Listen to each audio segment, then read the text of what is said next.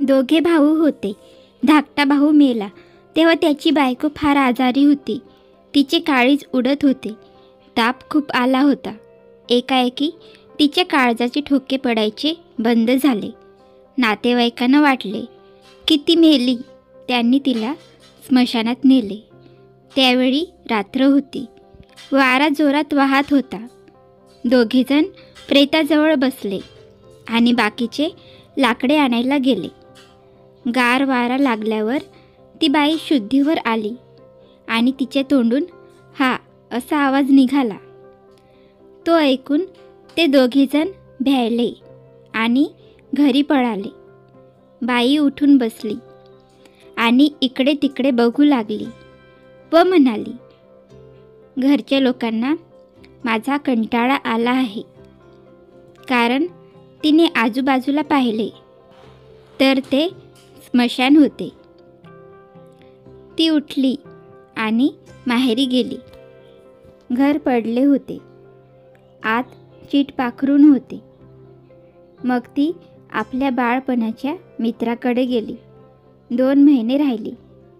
पण मग त्या मित्राला आणि त्याच्या बायकोला तिचा कंटाळा आला. मग एक दिवस तो माणूस तिच्या सासरी गेला आणि ती घरी जायचे नाव का काढीत नाही याची चौकशी करू लागला. तेव्हा तिच्या दिराने आपली भावजय 2 महिन्यापूर्वी मेल्याचे आणि भूत झाल्याचे त्याला सांगितले. त्या माणसाला ते ऐकून घाम फुटला. तो घरी आला आणि म्हणाला, आपण 2 महिने भूताला आपल्या घरात ठेवून घेतले. ही बाई काही माणूस नाही. हे ऐकून ती बाई वैतागली. होय, मी भूत आहे. मला भूक लागली आहे. मी तुम्हाला दोघांना खाते, असे ती म्हणते आहे. तोच दिवा विझला. घरात काळोख झाला. घाबरून ते जोडपे धान्यांच्या कणगीत लपून बसले. ती बाई तिथून बाहेर पडली आणि रडत आपल्या सासरी गेली. हळूच घरात शिरली आणि तिचा मुलगा झोपला होता त्याच्याजवळ जाऊन निजली. एक हात आपले डोके कुरवाळतो आहे असे मुलाला कळले आणि तो जागा होऊन उठून बसला. बघतो तर आपली आई आली आहे. अगं आई, तू मेली होतीस ना? त्याने विचारले. नाही बाळा, मी जिवंत आहे. मला ते खरं वाटत नाही, मुलगा म्हणाला. तेवढ्यात तिचा दीर आणि जाऊ उठून आली. ते भूत तिथे बसलेले त्यांनी पाहिले.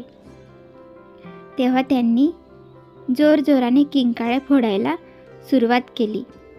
सारे गाव जागे होऊन तिथे गोळा झाले.